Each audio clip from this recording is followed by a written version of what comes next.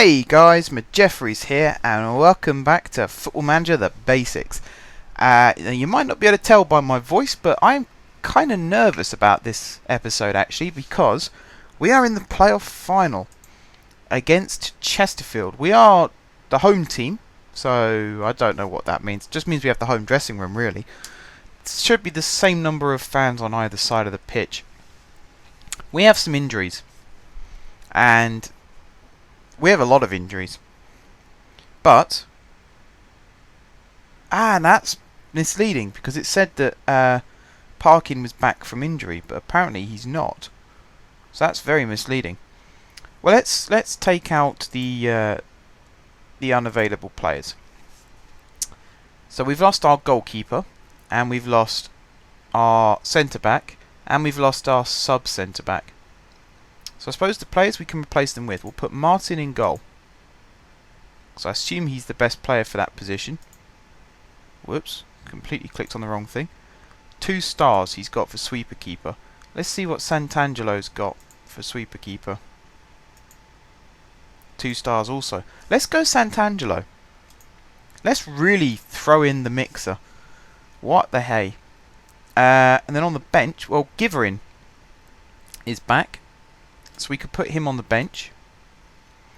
And then as a sub, I think Cresswell at the left centre back role, alongside Roberts. We've got the original centre back partnership going on here. I think that's pretty good. So our lineup is Santangelo, who I believe is making his debut for us, McLaughlin, Roberts, Cresswell, Hughes, Morris, Blair, Elliott, Marrow, McMenamin and Ball. And I'm a little bit peeved because it definitely said Parkin was back from injury.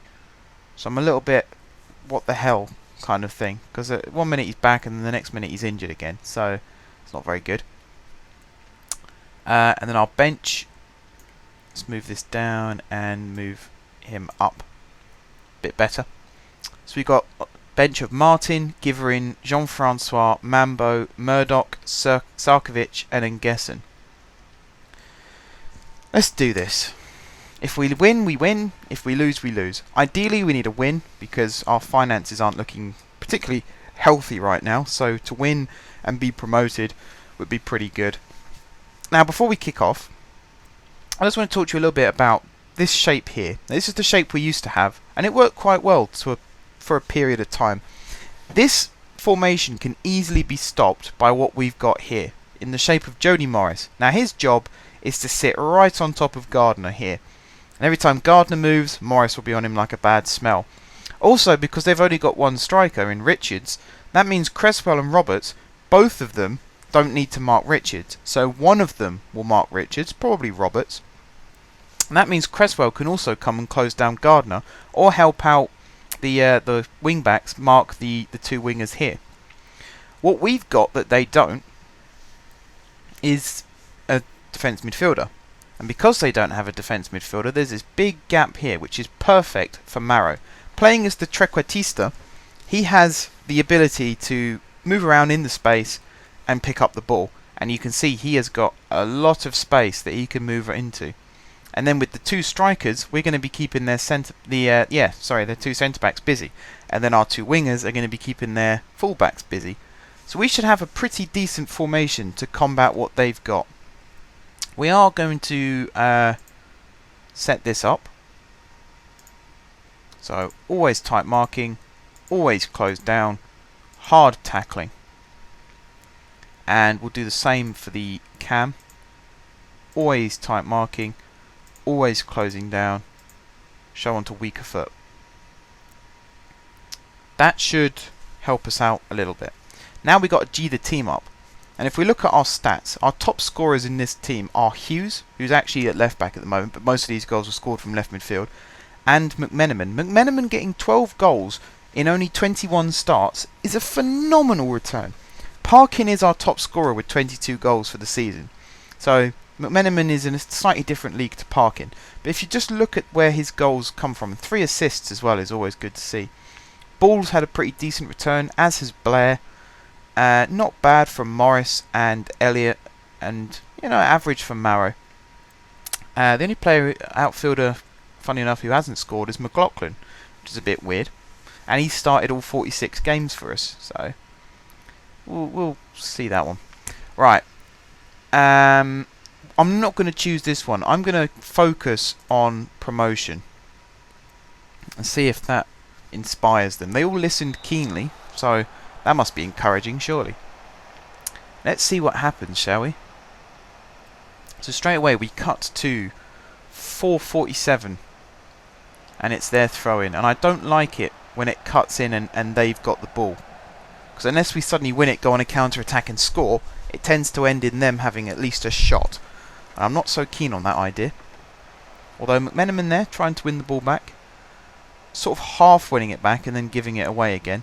I'm not so keen on players that do that. I prefer them to fully commit and make the challenge and win the ball. But there you go. And there's a ball played in behind, and there's a goal for Chesterfield. Darikwa. Do you know what? That sucks. That really sucks. Hughes there should have done so much better when that ball was played over the top. Richards here. Hughes is nowhere near him. And I set it up. You saw me set it up a couple of episodes ago. Tight marking. I deliberately clicked that box. Tight marking. And yet he's given him 2-3 yards behind him in which to run in to that huge space and pick the ball up. Let's just see what this attack comes to. Nothing. Right, I'm going to change something quickly. Where is it? Here. I'm looking for... Where's offside? Why can't I scroll as well? It won't let me scroll. That's really annoying. Oh, we've scored. I'm so sorry, I've made us miss a goal. Alex Marrow scoring the goal. Let's watch the replay of it, shall we? I missed Marrow score in the last game as well because I was too busy in the tactics screen. So it's Elliott taking it to the byline, which is pretty much what I asked. Cuts it back. Marrow with the volley. That's a very good goal, actually. Maybe I'm panicking a little early. We conceded after 6 minutes, so maybe I was pulling the plug a little too early on our tactics. Plus we've got Santangelo making his debut for us. There's always going to be some nerves there. It's just a shame that David James got injured just before the match. And also players like Ashton, who we could have really used today. He'd have been a good asset. Oh, that was a good effort. Ball crossing there for McMenamin. Left-footed shot. Keeper tipped it over. Morris on the corner. Crosses it towards Roberts at the back post. Ball's head. Oh, fantastic goal. Fantastic goal. I don't think I've seen a goal like that scored before on this game. That was really, really clever. So we've got all these players on like the penalty spot. Cross comes in from Morris. Roberts with the flick on. Ball at the back post. Just guides it back into that far corner. What a goal that was. Well played.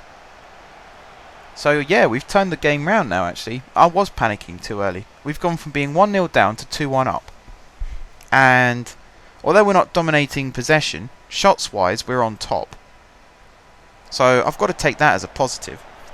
And there's Roberts winning a header.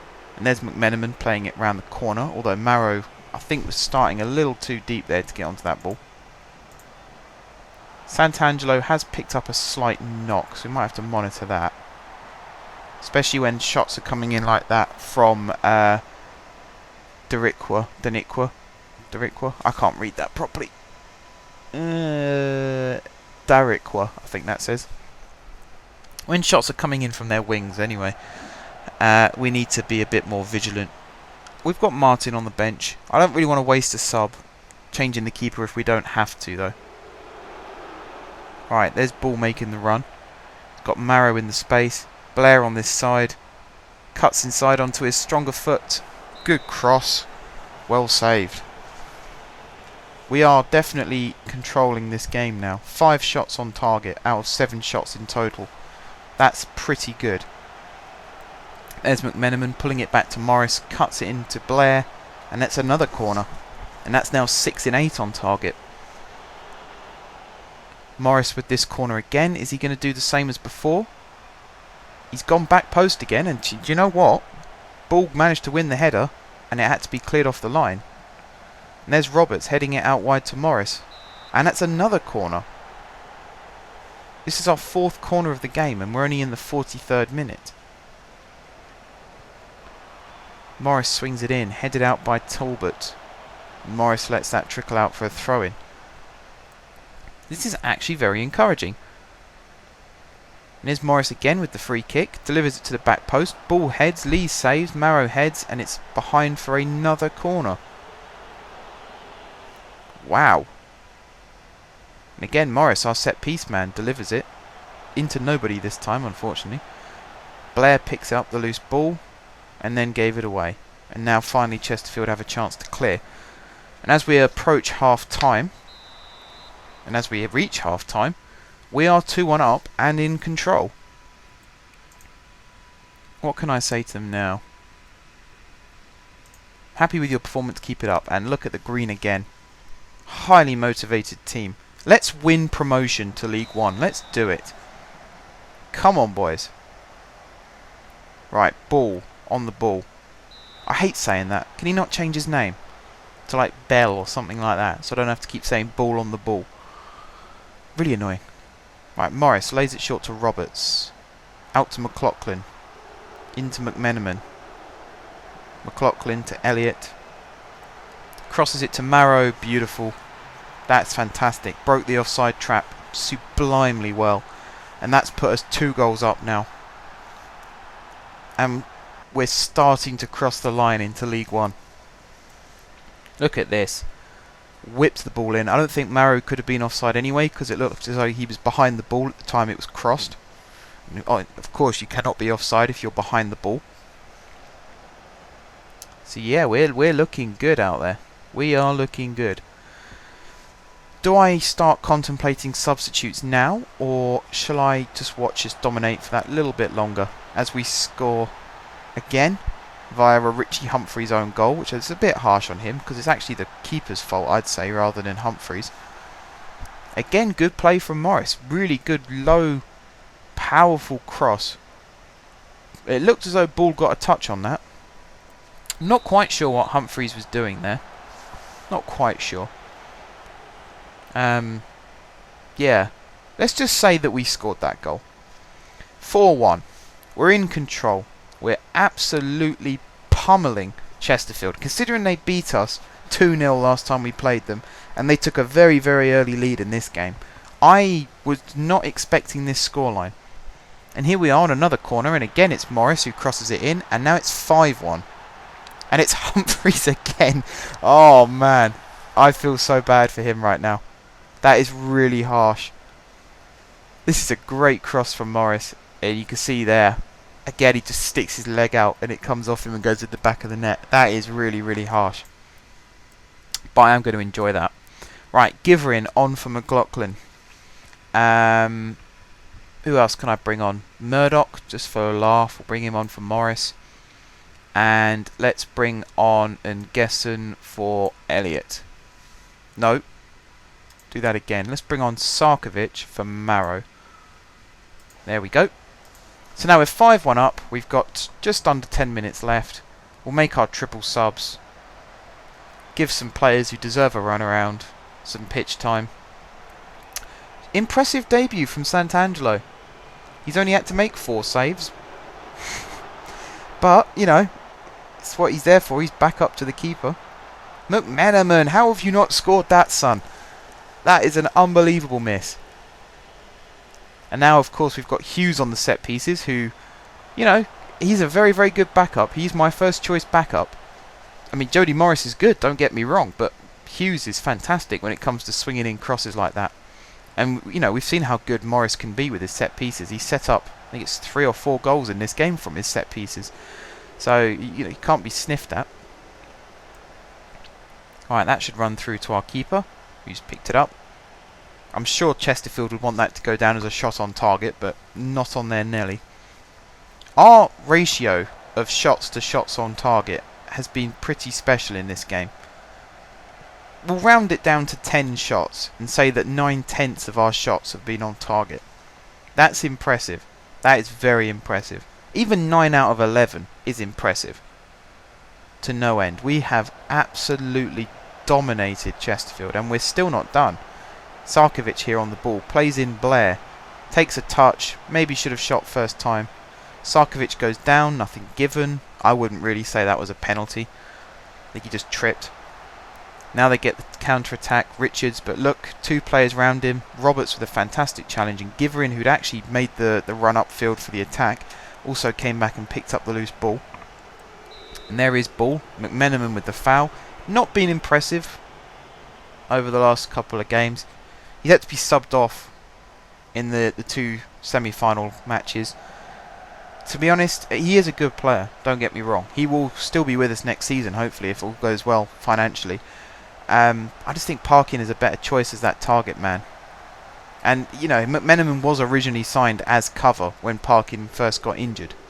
So, it's kind of what he's destined to be, really, is just the backup man. Playing them both up front together wouldn't be a bad option. And having Ball as a drop in and out player. Although, Ball scored today. It's a very difficult decision. But that is full time. We have absolutely demolished Chesterfield. We have played so well in this game, and we have won promotion to League One. So the whole point of this series, guys, was to show you how to set up a team from the day you walk into the job to winning something like this. Okay, we didn't win the league. The target really was to never win the league. I might have mentioned it once or twice at the start, but it was an ambitious project.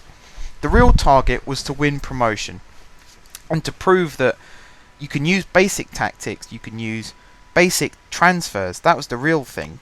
Basically, all of our players were free transfers. There was a couple like Ashton where we spent some money. Pretty much all of them were free transfers and loans.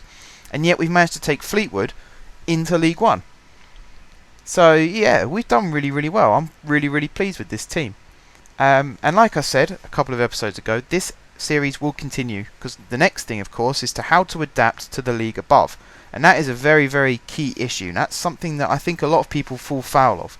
They think you just go out and sign a couple of big name players and then suddenly your team will play well in the league above. And it is not that simple.